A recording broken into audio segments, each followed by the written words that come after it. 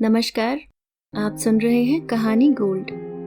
आइए सुनते हैं मालती जोशी जी द्वारा लिखी कहानी समर्पण का सुख। कल सुबह मेहमान आ रहे हैं। इन्होंने दफ्तर से आते ही सूचना दी। कौन? राजश्री देवी और उनके पति। यह राजश्री देवी कौन है? मैंने विस्मित होकर पूछा। अब यह मैं क्या जानूं, तुम्हारे परिवार के लोग हैं और तुम मुझसे ही अता पता पूछ रही हो। मैं भौचक उन्हें देखती रही। तभी कुसुम ताली पीटते हुए बोली, हमें पता चल गया। मैं बताऊं माँ, नई वाली मामी जी आ रही हैं। उन्हीं का तो नाम राजश्री है ना? अरे हाँ, मुझे तो याद ही नहीं रहता। वाह माँ, तुम्हारा ही दिया हुआ नाम है और तुम ही भूल जाती हो। काजल ने चुटकी ली। ऐसे ही भुलक्कड़ तो हूं मैं। अब पत्र तो दिखाइए, मैंने इनकी ओर मुखातिब होते हुए कहा। राजू की बहू का यह नाम क्या तुम्हारा दिया हुआ है? इन्होंने आश्चर्य में भरकर पूछा। अरे बाबा हाँ, अब सुन तो लिया, चिट्ठी तो दिखाइए मुझे अब, मैंने बेजारी से कहा। पत्र गीता का ही लिखा हुआ था। उसका पत्र मैं पहली बार देख रही थी। बड़ी साफ सुथरी लिखावट थी और अंत में बड़े कलात्मक हस्ताक्षर थे। आपकी स्नेहाकांक्षी राजश्री। यह तो मामी जी की सूझबूझ लगती है, नहीं तो भला राजू मामा कब खबर देकर आए हैं? कुणाल कह रहा था। ठीक तो है, राजू का क्या है, कभी भी आ जाता है, पर बहू को लेकर पहली बार आ रहा है। खबर देकर आना तो ठीक ही हुआ ना। मुझे तैयारी के लिए कुछ समय तो मिल गया। लड़कियों की मदद से मैंने ऊपर वाला एक कमरा ठीक किया, पर्दे बदले, चादरें बदली, बहुत सारा फालतू सामान निकालकर नीचे स्टोर में डाल दिया। दूध ज्यादा लेकर थोड़ा सा गाजर का हलवा बना लिया सुबह नाश्ते के लिए। थोड़ी सी मठरी उतार ली। करते कराते रात के 10 बज गए। कमरे में आई तो देखा साहब बहादुर अभी जाग रहे हैं। स्वागत का सरंजाम पूरा हो गया? इन्होंने हंसकर पूछा। स्वागत क्या करना है, कोई बाहर के हैं क्या? भाग दौड़ तो ऐसी ही हो रही है। राजश्री देवी पर इंप्रेशन मारने का इरादा है क्या? मैं कुछ नहीं बोली। मुझे तो मालूम ही नहीं था कि राजू की बहू का यह नाम है। क्यों, आप शादी में नहीं गए थे? गया तो था, पर इन बातों पर हम लोगों का ध्यान जाता ही नहीं है। और काजल क्या कह रही थी, यह नाम तुम्हारा दिया हुआ है? सच? ओहो, तो उसमें इतना हैरान होने जैसा क्या है? किसी का चेहरा सुंदर नहीं है तो क्या उसका नाम भी सुंदर ना हो? मैंने विफर कर कहा। अरे तुम तो खामखा नाराज हो रही हो। मैं तो इसलिए कह रहा था कि। लेकिन मैंने पूरी बात सुनी भी नहीं और कानों तक रजाई ओढ़कर लेट गई। इस नाम को लेकर मुझे शादी में भी काफी कुछ सुनना पड़ा था, इसलिए यह प्रसंग छिड़ते ही मेरा पारा चढ़ गया था। मैं भी क्या करती, शादी में जैसे हर काम मेरे सिर आ गया था, वैसे ही एक यह भी था। 35 वर्ष की उम्र में दूल्हा बना हुआ राजू जैसे अपने सब अरमान निकाल लेना चाहता था, और घर में किसी को इतनी फुर्सत नहीं थी कि उसकी ओर ध्यान दे। उसकी शादी के लिए सब लोग जुड़े थे और वही सबसे ज्यादा उपेक्षित था। बड़ी भाभी दिन भर अपने ब्लड प्रेशर से परेशान दवाइयां खाकर लेटी रहती। छोटी भाभी को सजने संवरने का अवकाश नहीं था। चित्रा के पास अपनी चुनमुन का बहाना था। वैसे भी जेठ की शादी में वह क्या हुलास दिखाती। हल्दी, तेल, कागज, उपटन, सब कुछ दौड़ दौड़ कर मैंने ही किया। भाभी की बहन के, माँ के, बुआ के सारे नेक मैंने ही जबरदस्ती संपन्न करवाए। अम्मा के पीछे यह पहली शादी थी घर में। बार बार यही लगता रहा कि कहीं कोई रस्म छूट न जाए और राजू सोचे कि आज अम्मा होती तो। छोटी भाभी को यह सब बड़ा हास्यास्पद लग रहा था। बड़ी भाभी ने तो पता नहीं कितनी बार ताना दिया। उमा तो एकदम अम्मा जी होती जा रही है आजकल। कुणाल की शादी तक तो एकदम सीजन सास बन जाएगी। तुम सब लोग ही कुछ करने लायक होती तो मुझे यहाँ पराए घर में मगजमारी क्यों करनी पड़ती? मैं भुनभुना कर कहती और चुप लगा जाती। राजू का मुंह देखकर झगड़ा बढ़ाने की इच्छा न होती। बेचारा, कितनी मन्नतों के बाद तो सेहरा बंधा है उसके। खुशी खुशी सब कुछ निपट जाए तो अपने घर की राह ले। शादी से 2-3 दिन पहले उसने लजाते हुए कहा था, दीदी कोई अच्छा सा नाम सुझाइए ना, गीता तो बड़ा पुराना सा लगता है। नाम में मुझे कोई खास दिलचस्पी नहीं थी, पर उसका मन रखने के लिए मैंने कह दिया, राजेश की राजश्री ठीक है ना? और वह खुश हो गया था। लक्ष्मी पूजन के समय चांदी की चावल भरी थाली में सोने की अंगूठी से जब उसने राजश्री नाम लिखा था, तब जैसे कहर बरपा हो गया। बड़ी भाभी तो पल्लू में मुंह छिपाकर फिस से हंस दी। छोटे भैया मुंह बिचका कर बोले, किसकी चॉइस है यह? उमा की। छोटी भाभी ने तत्परता से उत्तर दिया। उमा, यह क्या नाम सूझा तुम्हें? छोटे भैया बोले। क्यों, नाम में क्या खराबी है? मैंने दृढ़ता से पूछा तो छोटे भैया से जवाब नहीं देते बना। कुछ सूट भी तो करना चाहिए। छोटी भाभी ने अपना मत प्रदर्शित किया। यह तो राजू के सोचने की बात है, उसे सूट किया, बस किस्सा खत्म। लेकिन किस्सा वहीं खत्म कहाँ हुआ। रात छत पर तीनों देवरानी जेठानियों की देर तक खुसर पुसर चलती रही थी। बड़ी भाभी पूछ रही थी, कहिए शोभा जी, देवरानी पसंद आई?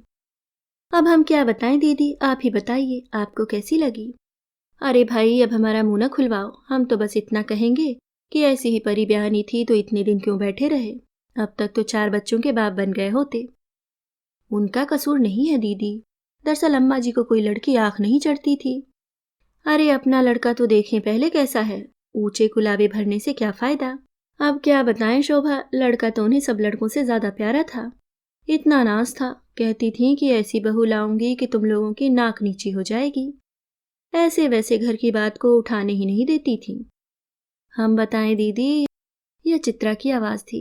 एक बार हमने अपने मुंशी जी की लड़की के लिए पूछा था तो इतना बिगड़ी, बोली निशी के लिए कहो तो कोई बात है। हाय राम, माय गुडनेस, निशी के लिए? वह तो अपने भाग्य में आईएएस लिखवा कर लाई थी। अरे यह तो कहो सतीश ने लव मैरिज कर ली, नहीं तो अभी तक भाई की आस में बैठे रहते। तुम लोग आज ही सब कुछ कर लोगी क्या? बड़े भैया एकाएक गरजे, तब कहीं जाकर यह मधुर संभाषण बंद हुआ। छत के एक कोने में सोई हुई मैं सब सुन और कुढ़ रही थी। अम्मा पर इतना गुस्सा आ रहा था, क्यों इतने ऊंचे सपने देखती रही वह। बड़ी भाभी के पिता अगर रिटायर्ड कमिश्नर थे तो बड़े भैया भी तो डॉक्टर थे। छोटी भाभी के पिता डिस्ट्रिक्ट जज थे तो छोटे भैया भी इंजीनियर थे।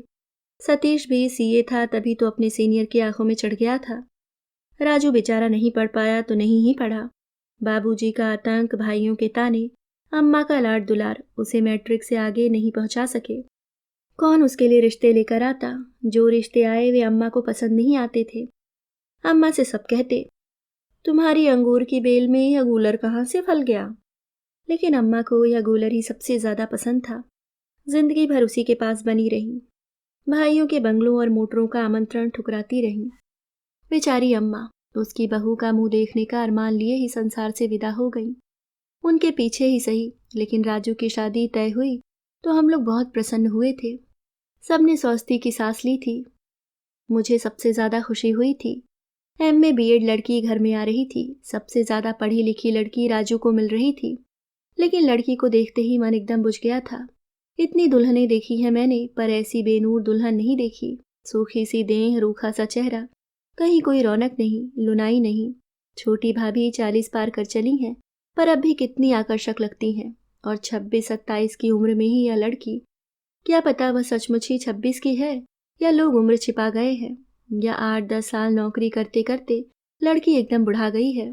पिता के लंबे चौड़े परिवार का भार ढोते ढोते थक गई है। इतना गुस्सा आ रहा था पड़ोस की काकी पर। राज को अकेला देखकर इन्होंने तो अपना उल्लू सीधा कर लिया और यह सूखी सी लड़की हमारे गले मड़कर दोनों ओर की वाहवाही लूट रही हैं। गोरे चिट्टे राजू के बगल में बैठी वह जरा भी तो अच्छी नहीं लग रही थी। और उस पर सितम यह कि जब अकेले में राजू ने बड़ी आशा से पूछा था, दीदी बहू पसंद आई, तो हंसमुख होकर उसकी प्रशंसा करनी पड़ी थी। किर ऐलान की कर्कश ध्वनि सुबह के मखमली वातावरण को चीरती चली गई थी और मैंने इन्हें झकझोर कर जगाया। क्या तकलीफ है भाई? अलसाए स्वर में वह बोले। जरा स्टैंड तक तो हो आइए ना प्लीज। क्या सोचेगा वह कि इतनी सूचना के बाद भी कोई नहीं पहुंचा? बेचारा पहली बार बहू के साथ आ रहा है। तो मैं बेचारा भी जा रहा हूं उसे लेने। इनके इस फिक्रे से भान हुआ कि राजू के लिए कुछ अतिरिक्त स्नेह उपजता है मन में, जो कभी कभी करुणा में बदल जाता है। भाभियां ठीक ही तो कहती हैं, मैं दिन पर दिन अम्मा की तरह होती जा रही हूँ। गाड़ी जब मेहमानों को लेकर लौटी तब पूरा घर जाग गया था। बच्चे प्रतीक्षा में दरवाजे पर खड़े थे। राजू को देखते ही कुणाल चिल्लाया, मामा जी ये नक्शे। बड़ी मुश्किल से उसे चिकौटी काटकर चुप किया। राजू महाशय वाकई नक्शे बिखेर रहे थे। टेरी वूल का बढ़िया सूट चढ़ाए, संजीव कुमार की तरह पैंट की जेब में हाथ डाले झूमते झामते घर में दाखिल हुए। गीता बेचारी बास्केटों से लदी फदी मुश्किल से चल पा रही थी। बच्चों ने दौड़कर उसका सामान लिया, तब वह सीढ़ियां चढ़ पाई। ये श्रीमान ड्राइंग रूम के सोफे पर पसर कर पूछते हैं, सामान सब देख लिया? मैंने ही फिर डांट लगाई, सामान वह क्या देखेगी, तुम साथ में किस लिए हो? और वह बेशर्म दांत निपोर कर हंस दिया। माँ यह देखो। मैं खाने की तैयारी में व्यस्त थी कि कुणाल सामने आकर खड़ा हो गया। अरे कितना प्यारा स्वेटर है, किसने बनाया? मामी जी ने बनाया है मेरे लिए, उसने गर्व के साथ उत्तर दिया। तभी लड़कियां फुदकती हुई आईं। उनके हाथों में कुर्ते का एक एक पीस था, कढ़ाई किया हुआ। और माँ, तुम्हारे लिए मामी जी साड़ी लाई हैं, पेंटिंग की हुई, काजल ने बतलाया। और पापा के लिए है ना, टाई केस लाई हैं, इतनी प्यारी है, कुसुम बोली। सचमुच टाई केस बहुत प्यारा था। इन्होंने आदत के अनुसार एक फिकरा कसी दिया। इतने सुंदर केस में रखने लायक टाई कौन प्रेजेंट देगा। सारी ही चीजें बहुत सुंदर और साफ सुथरी थी। रंगों का संयोजन भी कलात्मक था। इतना सब करने के लिए समय कहाँ से निकाल लेती हो, मैंने हैरान होकर पूछा। क्यों, काम ही क्या है, राजू ने कहा। काम क्यों नहीं है, घर गृहस्थी के काम है, नौकरी है। नौकरी की छुट्टी हो गई। नौकरी छोड़ दी? 8-10 साल की सर्विस एकदम छोड़ दी? मुझे बड़ा आश्चर्य हो रहा था। नौकरी तो छोड़नी ही थी, मैंने तो शादी से पहले ही वार्निंग दे दी थी। अपनी तो एक ही शर्त है, शादी के बाद नौकरी नहीं चलेगी। राजू ने कुछ इस अंदाज से कहा कि बहस की कोई गुंजाइश ही नहीं रही। लेकिन मेरा कुतूहल दब नहीं सका। मौका पाते ही मैंने गीता से पूछा, क्या सचमुच तुमने नौकरी छोड़ दी? इधर उधर देखते हुए उसने फुसफुसाकर कहा, अभी इस्तीफा दिया नहीं है, पर आप उनसे बताइएगा नहीं। 6 महीने की छुट्टी ले ली है, फिर छोड़ दूंगी। लेकिन इतने साल की सर्विस छोड़ क्यों दोगी? आजकल सरकारी नौकरी मिलती कहाँ है? जब जरूरत थी तब करती रही थी मैं। चॉइस का कोई प्रश्न ही नहीं था। अब जरूरत नहीं है, उनकी इच्छा भी नहीं है, तो मुझे भी मोह नहीं रहा। देखो, जरूरत का तो ऐसा है। मैंने दर्शन बघारना शुरू किया तो वह बोल उठी, दीदी आपका मतलब समझ रही हूं मैं, लेकिन थोड़े में गुजारा करने की आदत है मुझे, कोई परेशानी नहीं होगी। पूछना चाहती थी, फिर भी कितना मिल जाता होगा राजू को, पर संकोच हो आया। इतने दिन तक कभी यह विचार मन में नहीं आया था। बड़े लड़कों से कह सुनकर अम्मा ने स्टेशनरी की एक दुकान डलवा दी थी। भाई खुश थे कि आवारागर्दी से बचा रहेगा। भाभियां खुश थीं कि अब अलग से कुछ नहीं भेजना पड़ेगा। बस इसके आगे कभी किसी ने कुछ सोचा ही नहीं, पूछा भी नहीं। ये सारे सवाल तो शादी के बाद ही पैदा होते हैं। बात को जरा बदलकर मैंने पूछा, घर में दिल लग जाता है तुम्हारा? इतने वर्षों की आदत के बाद खाली खाली नहीं लगता? मैं तो तरस गई थी इस खालीपन के लिए, उसने कहा, और फिर एकदम संभल कर बोली, एक सर्विस छोड़ दी है तो क्या दूसरी 24 घंटे वाली कर तो रही हूँ, देख नहीं रही आप? गीता ने झूठ नहीं कहा था। राजू सचमुच उसे चैन नहीं लेने देता था। कहाँ तो घर भर की बेगार खुद धोता था, और कहाँ अब हाथ से पानी लेकर पीना उसके लिए मुहाल हो गया। बस जो भी करे वह राज। नहाने के लिए कपड़े वह निकाले, शेविंग के लिए गर्म पानी वह दे, ब्रश पर पेस्ट तक वह निकाल कर देती थी।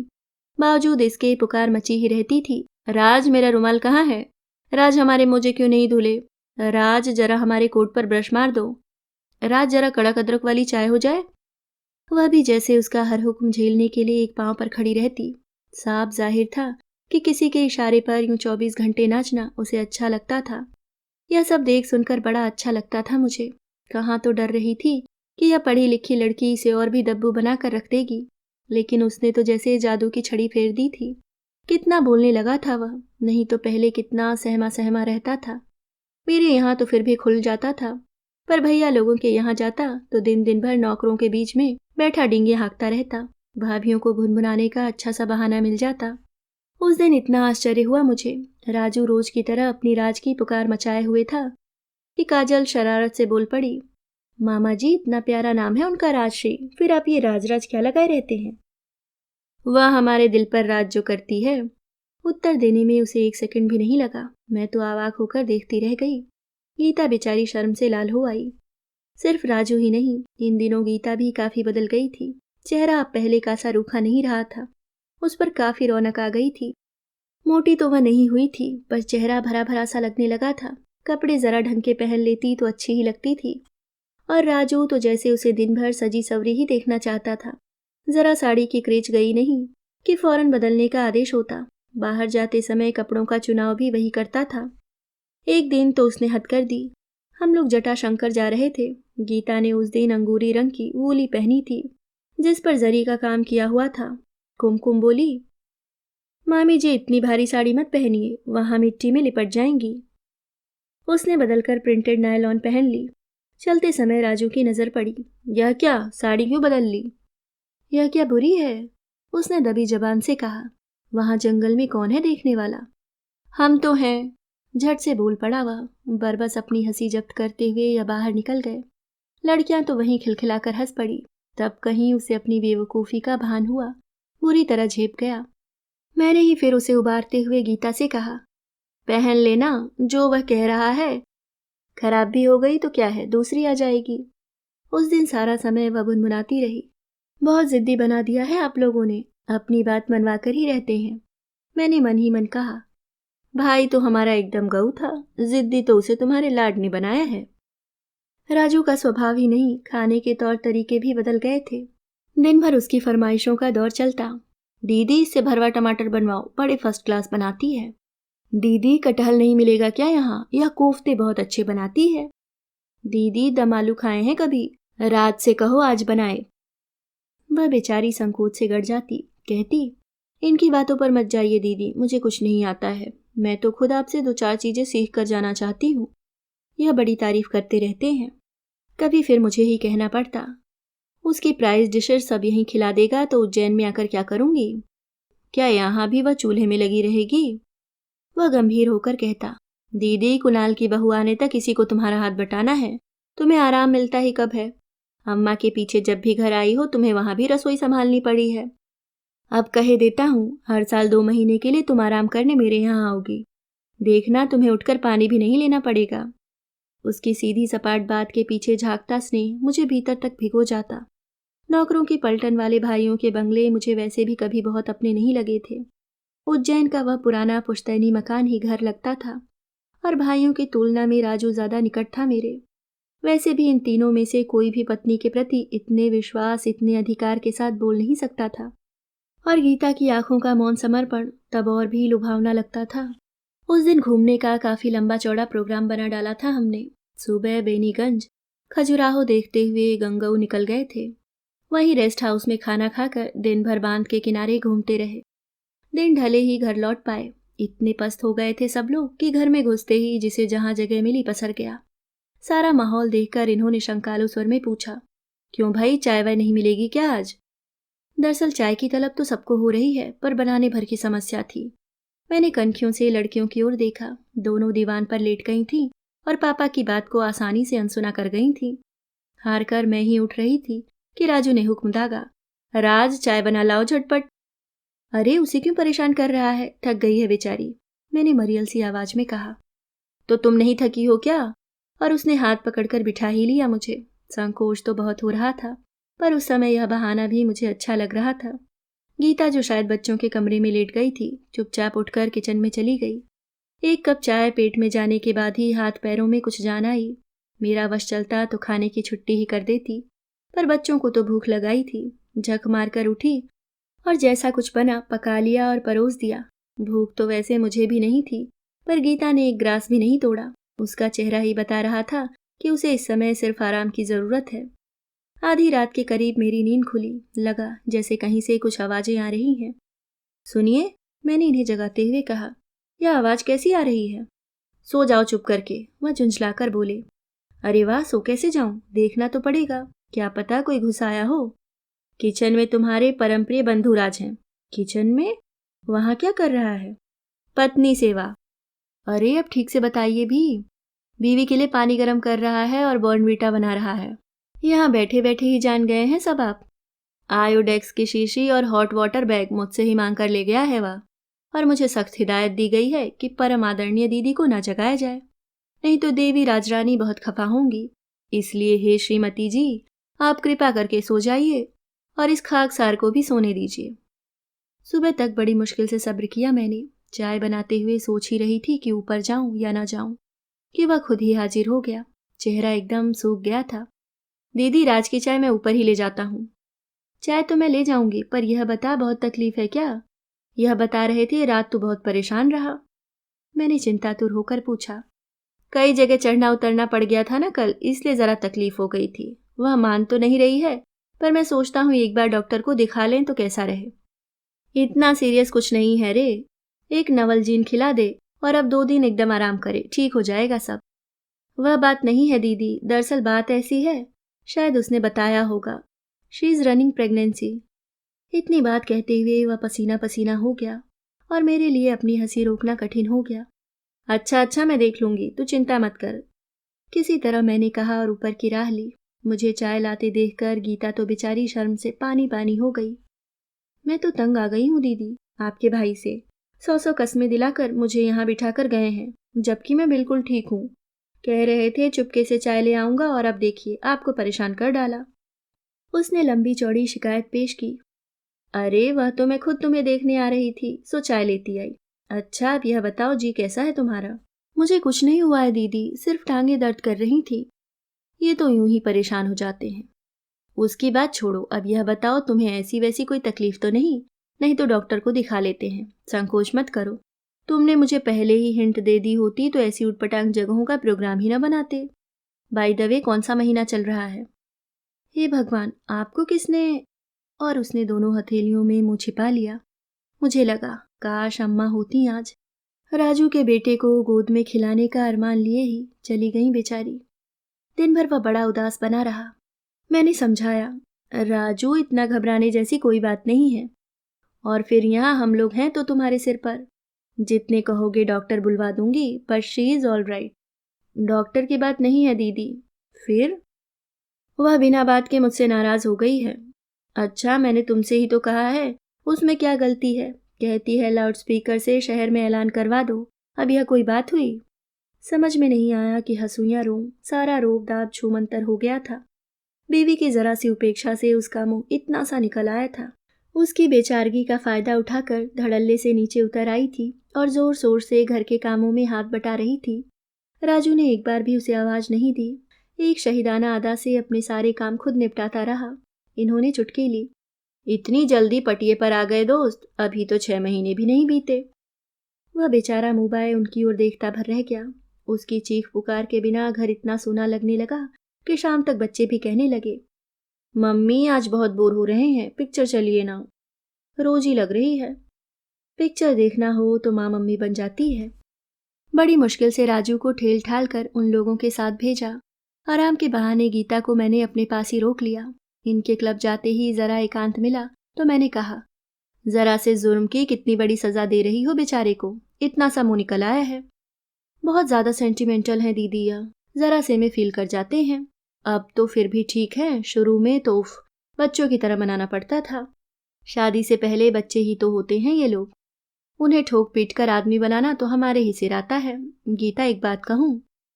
जी। तुमने सचमुच उसकी काया पलट कर दी है।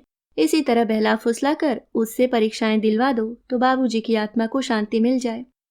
एक यही दुख उन्हें आमरण सालता रहा। जो काम आप सब नहीं कर सके, बाबूजी और अम्मा जी से नहीं हो सका, वही आप मुझसे करने को कह रही हैं। हाँ, तुम्हारा अधिकार शायद हमसे बड़ा है। एक बात पूछूं दीदी, जीवन में क्या बीए की डिग्री ही सब कुछ है? उसके बिना आदमी क्या आदमी नहीं रहता? मैं मुंह बाए उसे देखती रह गई। शुक्र है दीदी आपने उनके सामने यह बात नहीं छेड़ी, नहीं तो मेरे किए कराए पर पानी फिर जाता। मेरी आंखों का आश्चर्य अब भी वैसा ही था। आप नहीं जानती दीदी, कितने हीन बोध से ग्रस्त था यह व्यक्ति। कितनी मुश्किलों से उनके मन की गांठें खोल पाई हूं मैं। कितनी तपस्या करनी पड़ी है मुझे उसका आत्मविश्वास लौटाने के लिए। क्या आप चाहती हैं कि वह अपनी कुंठाओं की अंधेरी गुफाओं में फिर लौट जाए और मैं बंद दरवाजों पर सिर पटकती रह जाऊं? मैं उसके तमतमाए चेहरे को देखती रह गई। पहली बार मुझे एहसास हुआ कि मेरे सामने जो औरत बैठी है वह हिंदी में एमए है और बरसों पंत प्रसाद निराला और महादेवी को पढ़ चुकी है। सॉरी गीता, मैंने धीरे से कहा, इतनी दूर तक तो मैं नहीं सोच पाई थी। इस बार उसका स्वर भी मध्यम पड़ गया था। मैं क्या जानती नहीं दीदी, आपकी ममता ही आपसे सब कुछ कहलवा गई है। लेकिन हर बात की एक उम्र होती है ना। मुझे ही देखिए, कच्ची उम्र में शादी होती तो शायद यह रिश्ता मैं कभी स्वीकार नहीं करती। लेकिन उम्र के इस मोड़ पर आते आते सारी अपेक्षाएं पीछे छूट गईं। एक घर और एक पति, बस यही शेष रह गया था चाहने के लिए। क्या सचमुच तुम्हें कभी फील नहीं होता? कभी नहीं, और इसमें आश्चर्य करने जैसा क्या है? निर्णय के सारे अधिकार तो मेरे पास थे, फिर शिकायत क्यों होगी? छोटे भाई की नौकरी लग जाने के बाद माँ ने तो सिर्फ औपचारिकता निभाई थी। मेरी हाँ से उन्हें आश्चर्य ही हुआ होगा, नहीं तो उन लोगों की नजरों में तो मेरी शादी की उम्र कभी की बीत गई थी। कितनी उम्र होगी तुम्हारी? मैंने डरते डरते पूछा। 30, उसने बिना किसी झिझक के कहा। बुजुर्ग महसूस करने लगी थी मैं, घर की बड़ी लड़की तो थी ही, 18 साल की थी तब से बड़े लड़के की भी भूमिका निभा रही थी मैं। दुर्भाग्य से स्कूल में भी बरसों शिफ्ट इंचार्ज बनी रही। चारों ओर से इतना बड़प्पन लद गया था मुझ पर कि मेरे कंधे असमय ही झुक चले थे। फिर भी दीदी पता नहीं कैसे मन के एक कोने में बचपन सिमटा सिकुड़ा बैठा रह गया था। जीवन भर सबको सहारा देते देते थक गई थी और खुद एक सहारे के लिए फड़फड़ा रही थी। बड़ी साध थी कि मुझ पर भी किसी का अंकुश हो, किसी का शासन हो। बस इसलिए मैंने शादी की है। दीदी डिग्रियों से मुझे कोई मोह नहीं है। किसी जादू के जोर से मेरी भी डिग्रियां वापस ले ले कोई तो मैं भी जी जाऊं। उसका यह वाक्य घंटियों की तरह मेरे कानों में बजता रहा और हम दोनों निशब्द बैठी उस एकांत को पीती रहीं। माई हार्ट इज बीटिंग की धुन पर थिरकते हुए बच्चे जब घर में दाखिल हुए तब कहीं जाकर मेरी भावतंद्रा टूटी। साहब बहादुर भी साथ ही साथ लौटे थे। राजू के दोनों कंधे पकड़कर मेरे सामने करते हुए बोले, कहाँ भेजा था तुमने इसे, पिक्चर देखने? लग तो ऐसा रहा है किसी को घाट पहुंचाकर लौटा है। छी, मैंने जोर से डांटा। कभी तो अच्छी बात करना सीखिए, बेचारे का मूड वैसे ही खराब है। इनके संकोच से गीता उठकर कमरे में चली गई थी और वहीं दरवाजे की ओर से सारा नाटक देख रही थी। इनके जाते ही बाहर आकर बड़े मासूम अंदाज में बोली, सुनिए, वह गोलियां कहाँ रख दी हैं आपने? ढूंढ ढूंढ कर परेशान हो गई हूं मैं। क्यों, ऐसी क्या आफत आ गई? आप तो भली चंगी हैं, दवाई क्यों खाएंगी? राजू ने सर्द लहजे में कहा। दे दीजिए ना प्लीज, पीठ में इतना पेन हो रहा है। बाद में जितना चाहे नाराज हो लीजिएगा प्लीज। राजू का उत्तर सुनने के लिए मैं फिर वहां रुकी नहीं। अभी आप सुन रहे थे मालती जोशी जी द्वारा लिखी कहानी समर्पण का सुख। दोस्तों, वीडियो को लाइक और अगर आप चैनल पे नए हैं तो सब्सक्राइब करना ना भूलें। मिलती हूँ किसी और नई कहानी में। तब तक के लिए मुस्कुराते रहिए। धन्यवाद।